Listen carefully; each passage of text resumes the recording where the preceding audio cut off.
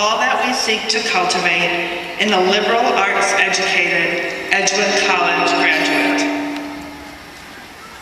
Certainly, as a biology major and interdisciplinary environmental studies minor, she has demonstrated excellence in the classroom and through her scholarship.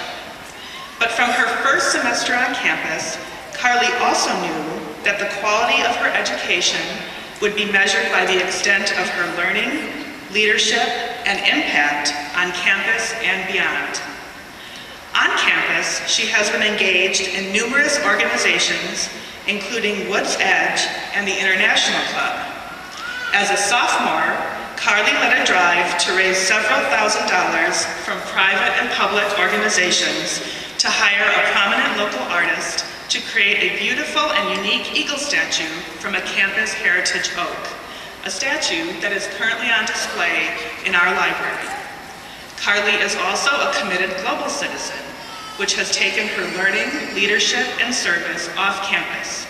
She has studied in Finland, Costa Rica, and London, been the only student speaker at the 3rd Annual Aquinas Forum on Environmental Justice, served as a sustainability intern for the Leonardo Academy, and as a volunteer intern at Glacier National Park in Montana. And she has contributed to the college's partnership with the Luke House Meal Program. Today she graduates magna cum laude. Please join me in welcoming Carly Garfield.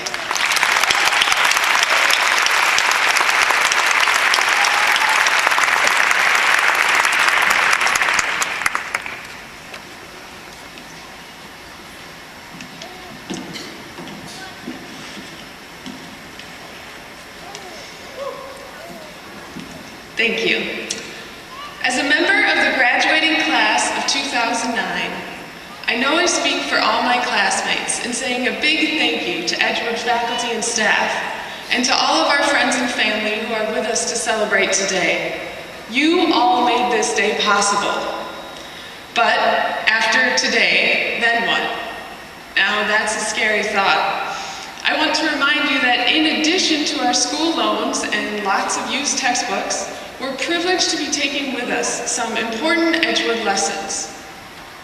Community, truth, justice, compassion, partnership. The 5 pillars of Edgewood. I envisioned them like great Doric columns, literally holding up the temple of our Edgewood community. These pillars are not just a guide for life at Edgewood, but rather life in general. These 5 pillars are founded in our Dominican heritage. And as we all know, it's pretty hard to spend a day on campus without running into at least a few of them, sometimes head on. For the past 4 years, I have heard of the values of community, truth, justice, compassion, and partnership. I have read of the efforts of our founder, Father Mazzucchelli, and his desire to preserve both the community and the land. I have learned of the importance of truth as I sat as a scared freshman in Professor Duddleston's environmental conservation class, wide-eyed and in awe of the real threats our planet is facing, and asking questions, why and what can I do? Compassion breathes on every square foot of this campus, and a simple visit to Sister Mo's office will prove it to you. The compassion of our Edgewood community extends off campus as well, through volunteers at Luke House, Habitat for Humanity, and alternative spring break programs in places like Mexico, New Orleans, and El Salvador. And responsible environmental measures, like our LEED certified residence hall and our expert campus sustainability crew, show me that Edgewood community believes in partnership. Although none of these values is intended to stand alone, the value of justice is one that I have spent an awful lot of time thinking about. Justice, to me, is much harder to define than any of the other values. Compassion and community and truth and partnership seem so straightforward. Perhaps it's because I've seen so many wonderful examples over the past few years. But justice is one value that remains a bit foggy in my mind. After all, what is justice? And who decides how it's defined and how it's granted? Often we hear that justice is done when the guilty are punished. However, if we look back into older traditions, we find a different description. In the language of the Hebrew Testament, justice is done when the innocent are acquitted. This change in language reflects a more positive view of the term justice. Instead of focusing on the negative, a punishment, we're invited to focus on the positive outcome of justice granted. During my time at Edgewood, I have had the opportunity to pursue justice by participating in what my Jewish tradition refers to as tikkun olam. Tikkun olam, loosely translated, means repairing the world. By acting in ways that bring justice to others and to the earth as a whole, the relationship between the creation and the Creator is enhanced. Here at Edgewood, we all have many opportunities for tikkun olam.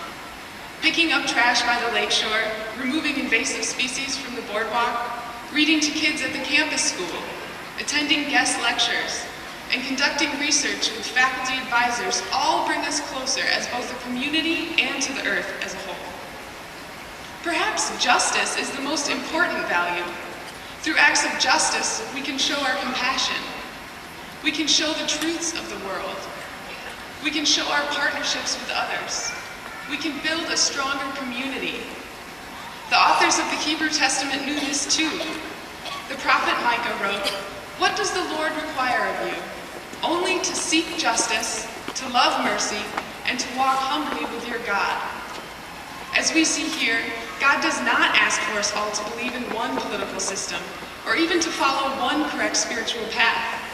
All God wants is for us to seek our own truth and follow our conscience by seeking justice. This is how we can repair the world.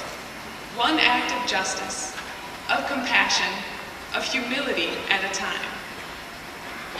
Now that we are finishing our education here at Edgewood College, we are moving into a bigger, less protected world. We won't have handy little sign-up sheets down the hall encouraging us to volunteer at the local shelter this weekend.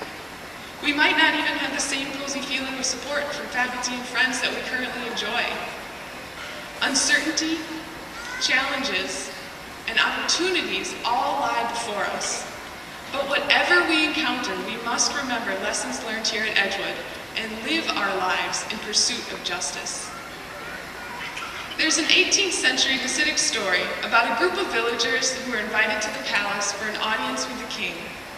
The palace was enormous, with many halls and rooms, all of which the villagers had to walk through in order to get to the throne room and the king. As they began their journey through the palace, they entered a room in which tables were set, filled with fine food. Some of their number decided to sit at the tables and dine, while the rest moved on. Then they came to a room containing chests filled with jewels. Here too, some were attracted by the jewels and decided to stay. Next, they came upon a room filled with bars of silver. Still, others attracted by the silver dropped out of the group. Then came a room filled with gold. Still, others dropped out. By the time they reached the throne room and the king, the group had diminished to a mere handful of people.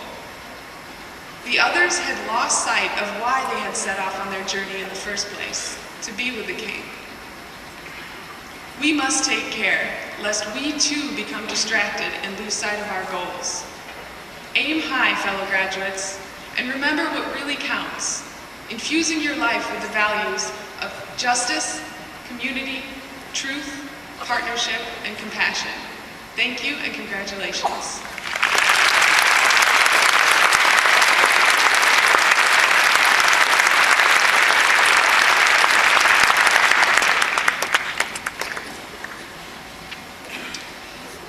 Thank you, Carly, for reminding us of the good work that we're called to do in the world every day. Hello, my name is Dean.